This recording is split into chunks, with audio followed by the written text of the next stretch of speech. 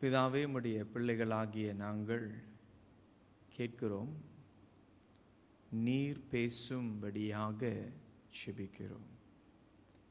இயேசுவின் நாமத்தில் ஜெபிக்கிறோம் நல்ல பிதாவே, ஆமென். இந்த காலை வேளையிலே ஒவ்வொருவரையும் இயேசுவின் நாமத்தில் ஆசீர்வதித்து வரவேற்கிறோம். We welcome you and as we bless you in the name of Jesus.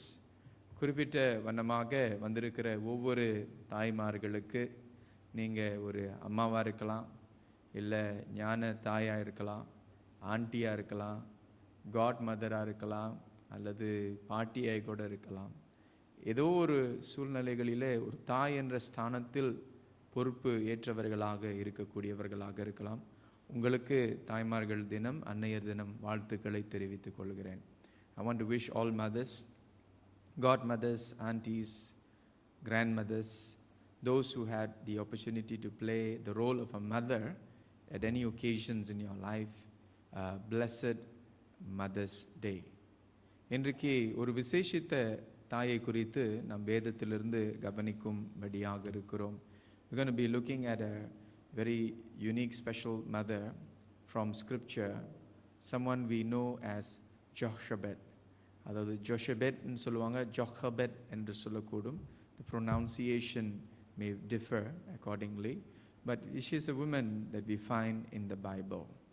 So there's a saying in the English, ஆங்கிலத்தில் ஒரு சொல் இருக்கிறது, behind every successful man there is a strong woman. ஒவ்வொரு வெற்றிகரமான ஒரு மனிதனுக்கு பின்னாக ஒரு பலமான ஒரு சகோதரி, ஒரு பெண் உண்டு என்று சொல்லக்கூடிய ஒரு வார்த்தை இருக்கிறது. ஒரு குறிப்பிட்ட நபரை குறித்து முதலாவது சொல்லுகிறேன். Let me share about this man. அவருடைய பேர் நீளமாக இருந்தாலும் அவருடைய பேர் அஹோக். He was the former governor of Jakarta. ஜகார்த்தாவுடைய இதற்கு முன்னே இருந்த கவர்னர், நல்ல ஆண்டவருக்குள்ள ஒரு விசுவாசி. But he was falsely accused of blasphemy. அவர் தவறுதலாக அவர் மதத்திற்கு எதிர்ப்புறமாய் பேசினார் என்று சொல்லி அவரை சிறைச்சாலையில் போட்டு வைத்திருக்கிறார்கள். He has been imprisoned for his so-called act of blasphemy. ஆனால் இவருக்கு பின்னாக ஒரு பலமான ஒரு சகோதரி உண்டு, அவருடைய தாய். There is a very strong woman behind him who has made this strong man who stands based on principle, who is a very godly man. ஒரு நல்ல தெய்வ மனுஷனாக இவர் இந்த நாளிலே காணப்படுகிறார் என்றால் அவருக்கு பின்னாக அவருடைய தாயானவள் அவர்களுக்கு ஒரு விசேஷித்த ஒரு பலனாய், ஒரு தூணாய், ஒரு நல் மாதிரியாய் இருந்து அவரை உருவாக்கி இருக்கிறார்கள் என்று நாம் கவனிக்கக்கூடும், வாசிக்கக்கூடியவர்களாக இருக்கிறோம். But I just want to focus on Ahok for a moment. அஹோக்கை குறித்து சுருக்கமாய் கவனிக்கும்படியாக இருக்கிறோம். சொன்ன வண்ணமாக தவறுதலான குற்றச்சாட்டுதனால அவர் பாதிக்கப்பட்டிருக்கிறார். He has been accused falsely for blasphemy. சிறைச்சாலையில் 2 வருஷத்திற்கு போடப்பட்டவர்களாக இருக்கிறார். But one of the things he asked for when he was being taken to prison, he asked for a Bible. சிறைச்சாலைக்கு கொண்டு போகப்படுகிற நேரத்தில் ஒரு குறிப்பிட்ட காரியத்தை அவர் கேட்டார். என்ன கேட்டார்னா, எனக்கு ஒரு பைபிள் கொடுங்க அப்படின்னு. சிறைச்சாலையில் இருக்கிற நாட்களிலும் அவர் ஒருவேளை யோசேப்பை போல சிறைச்சாலையில் காணப்பட்டு குறித்த நாள் வரும் பொழுது கர்த்தர் உயர்த்துகிற நாட்கள் வரும், நிச்சயமாய் வரும் என்று விசுவாசிக்கிறேன். I pray and believe that there will come a time where the Lord will lift him up as he lifted up Joseph out of prison for a greater purpose. But it is an opportune time for us to pray for him. அவருக்காக ஜெபிக்க வேண்டிய ஒரு அவசியம் உண்டு. Just spend a moment of silence just to pray for him at this time. அவர் சிறைச்சாலையில் இருக்கிற இந்த நேரத்தில் அவருக்காக சுருக்கமாய் நாம் ஜெபிப்போம். Just spend about 30 seconds, remember him, his family, his children, his ministry. But the Lord will be with him in that prison. Lord, you say, I will be with you always. I will never leave you nor forsake you. நான் உன்னை விட்டு விலகுவதும் இல்லை, உன்னை கைவிடுவதும் இல்லை. அந்த உண்மையான அனுபவம் எங்கள் சகோதரர் அஹோக்கு நீ கொடுக்கும்படியாய் ஜெபிக்கிறோம். நியாயமாய் விசாரிக்காமல் தவறுதலான குற்றச்சாட்டுக்கு அவர் பாதிக்கப்பட்டு சிறைச்சாலையில் இருக்கிற நாட்களிலே தேவனை உம்மோடு இன்னும் ஆழமான ஒரு ஐக்கியத்திற்குள்ளாய் மகனை இழுத்துக்கொள்ளும், அவரை பாதுகாத்து கொள்ளும். அவருக்கு வேண்டிய நீதியை நீர் விசாரிக்கும்படியாய் நாங்கள் செபிக்கிறோம். அவருடைய குடும்பத்திற்கும் தெய்வீக சமாதானத்தையும் பாதுகாப்பையும் தருவீர் என்று செபிக்கிறோம். அவருடைய பெற்றோர் தாய்க்காய் விசேஷவனமாய் நன்றி செலுத்துகிறோம். நல்ல மாதிரியாய் இருந்திருக்கிறார்கள் கர்த்தாவை. தொடர்ந்து இவர் அந்த சிறைச்சாலையில் இருக்கிற நாட்கள் மாத்திரமே அல்ல, அதற்கு பின்னே நீர் வைத்திருக்கிற திட்டங்கள் தொடர்ந்து நிறைவேற அவர் எந்த வகையிலும் சோர்ந்து போகாதபடி, பின்வாங்கி போகாதபடி அவரை உற்சாகப்படுத்துவீர் என்று ஜெபிக்கிறோம். உம்முடைய பாதத்திற்குள்ளாய் ஒப்புக் கொடுக்கிறோம். இயேசுவின் நாமத்தில் ஜெபிக்கிறோம் நல்ல பிதாவே, ஆமென். தொடர்ந்து நம்முடைய தனிப்பட்ட ஜெபங்களிலும் அவர்களுக்காக ஜெபித்துக் கொள்ளுங்கள். இன்றைக்கு நாம் சொன்ன வண்ணமாய் யோகபெத் என்ற ஒரு சகோதரியை குறித்து நாம் கவனிக்கும்படியாக இருக்கிறோம்.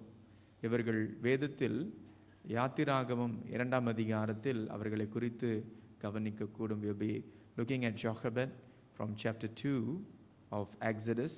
யாத்திராகமம் 2ஆம் அதிகாரம். இன்றைக்கு குறிப்பாய் 1வது வசனம் 2வது வசனம் மாத்திரமே நாம் வாசிக்க கேட்போம். We'll read verses 1 and 2. Exodus chapter 2 verses 1 and 2. Now a man from the house of Levi went and married a daughter of Levi. The woman conceived and bore a son, and when she saw that he was beautiful, she hid him for 3 months. வாசியுங்கள். லேவியின் குடும்பத்தாரில் ஒருவன் லேவியின் குமாரத்திகளில் ஒருத்தியை விவாகம் பண்ணினான். அந்த ஸ்திரீ கர்ப்பவதியாகி ஒரு ஆண் பிள்ளையை பெற்று அது அழகுள்ளது என்று கண்டு அதை 3 மாதம் ஒளித்து வைத்தாள் என்று பார்க்கிறோம். வாசிக்க நாம் கேட்கிறோம். அப்ப ஜோகபெத் என்று சொல்லும் பொழுது தேவனுக்கு பயந்து பிள்ளைகளை வளர்த்த ஒரு தாய் என்று பார்க்கிறோம். We can see Jochebed as a woman who feared the Lord, who brought her children up in the fear of the Lord. She feared God. A woman who feared God. தேவனுக்கு பயந்து வாழ்ந்து வந்த ஒரு சகோதரி என்று பார்க்கிறோம். அவளுடைய பெயர், her name means Yahweh is glory. Yahweh மகிமையான தேவன் என்று சொல்லக்கூடும். Her husband's name was Amram. மோசேயினுடைய தகப்பன், அவருடைய கணவர், அவருடைய பேர் அம்ராம்.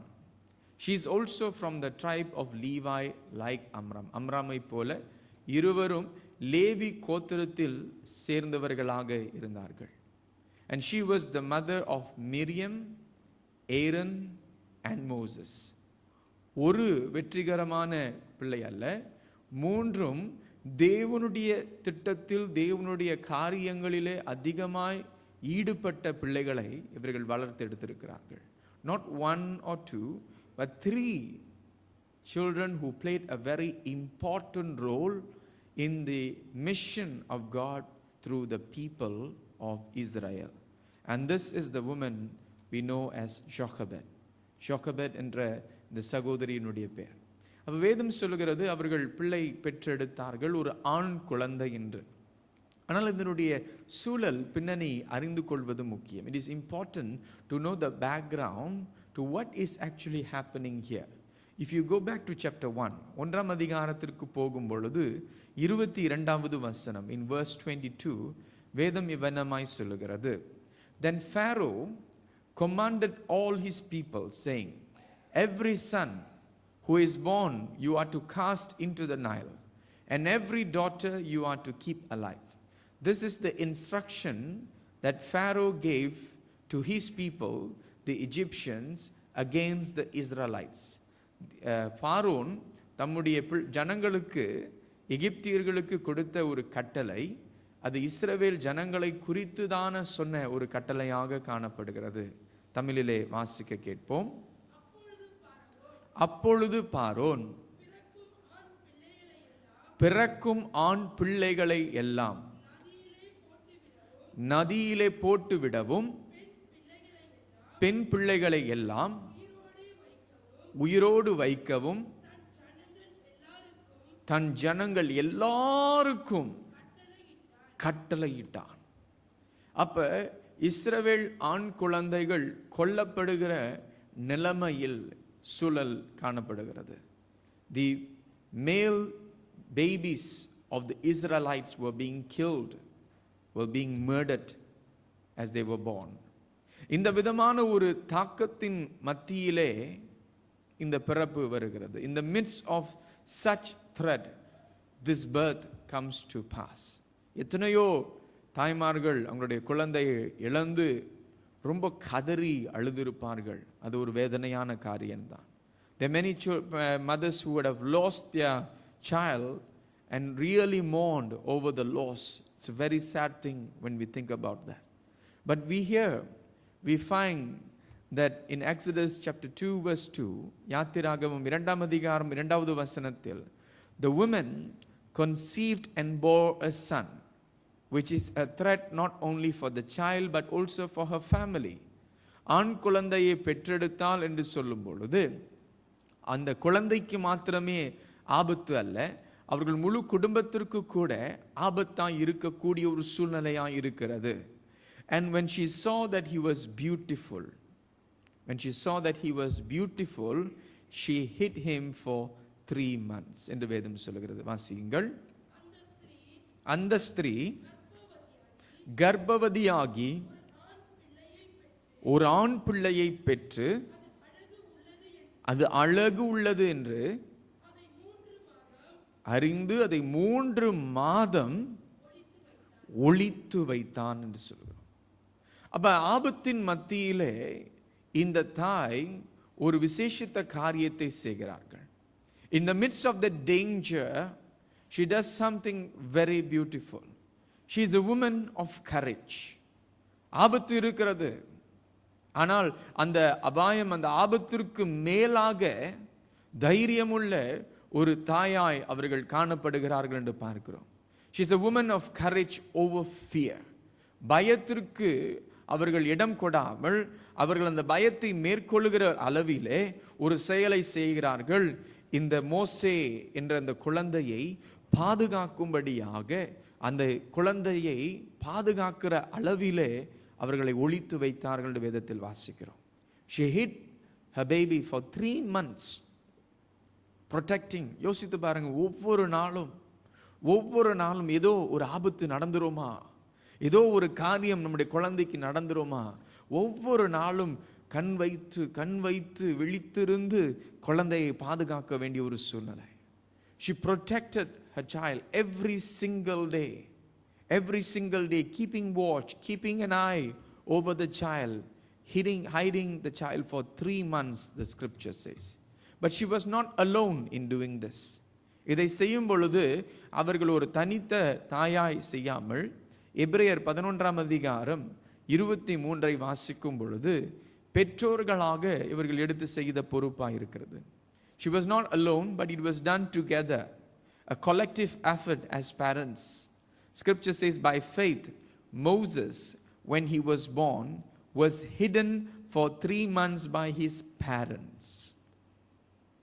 அம்ரம், யோகபெத் இருவரும் அந்த பொறுப்பை, அந்த கடமையை அந்த குழந்தையை பாதுகாக்கும்படியாய் செய்கிறார்கள். Because they saw he was a beautiful child and they were not afraid of the king's edict. வாசியுங்கள். மோசே பிறந்தபோது அவனுடைய தாய் தகப்பன்மார் அவன் ஒரு அழகுள்ள பிள்ளை என்று கண்டு விசுவாசத்தினாலே ராஜாவினுடைய கட்டளைக்கு பயப்படாமல் அவனை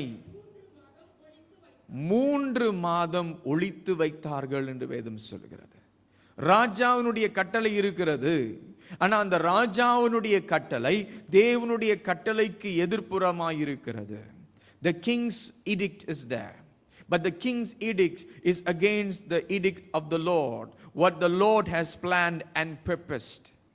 அப்ப அந்த தைரியமாய் நாங்கள் எங்களுடைய உயிருக்கு ஜீவனுக்கு ஆபத்து வந்தாலும் இந்த குழந்தையை காப்பாற்றுகிற விதத்தில் செயல்படுவோம். அப்ப இவர்களிடத்தில் கற்றுக்கொள்ளக்கூடிய ஒரு நல்ல ஒரு உதாரணம் என்னவென்றால், நம்முடைய பிள்ளைகளை பாதுகாக்கிற பொறுப்பு நமக்கு இருக்கிறது. The role and the responsibility of keeping our children safe. சரீர பிரகாரமான ஒரு பாதுகாப்பு மாத்திரமே அல்ல. It is not only the physical protection that we have to give to our children. As much as that is needed, that is important. அந்த விதமான பாதுகாப்பு அவசியம், அந்த விதமான பாதுகாப்பு முக்கியமாக இருக்கிறது. ஆனால் இந்த உலகத்தில் பார்வோனை போல செயல்பட்ட ஒருவன் தொடர்ந்து செயல்படுகிறான். There is one who continues to work like Pharaoh worked. The one who comes to steal, to kill and to destroy.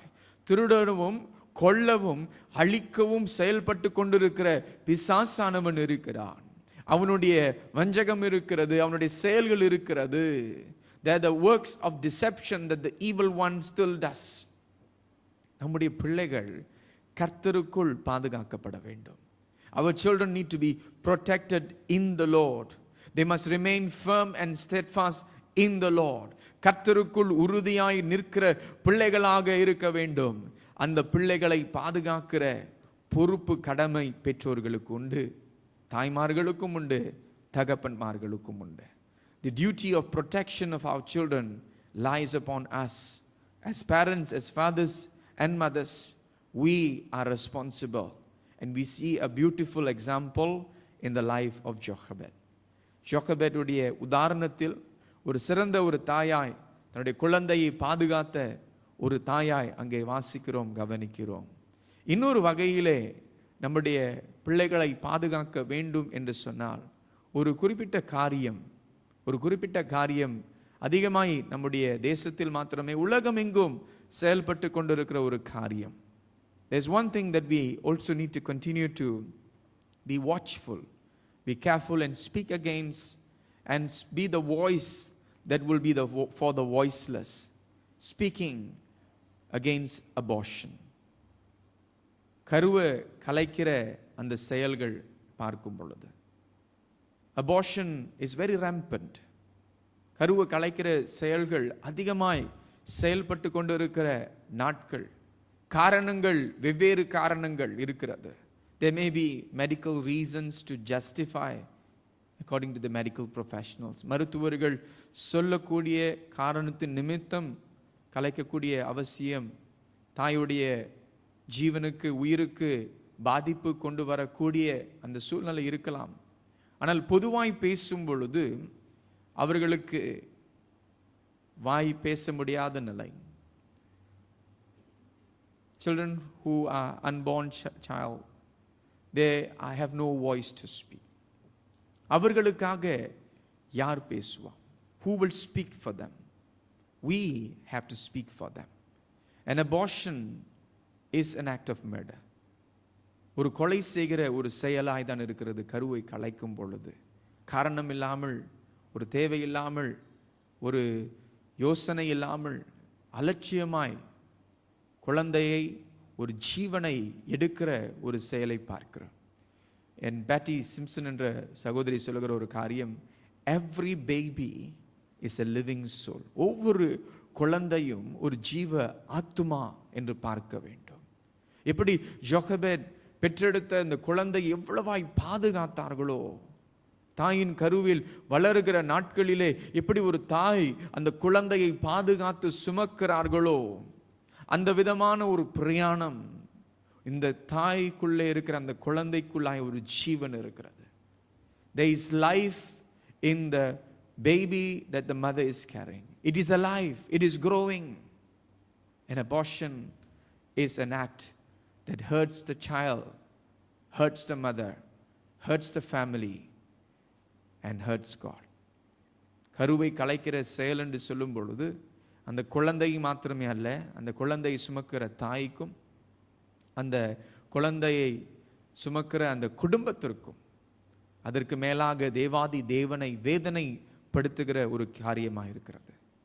அப்போ ஜோகபேதுடைய உதாரணத்தை பார்க்கும் பொழுது, when we see the life and the example of Jochebed, we see an example of a God-fearing woman.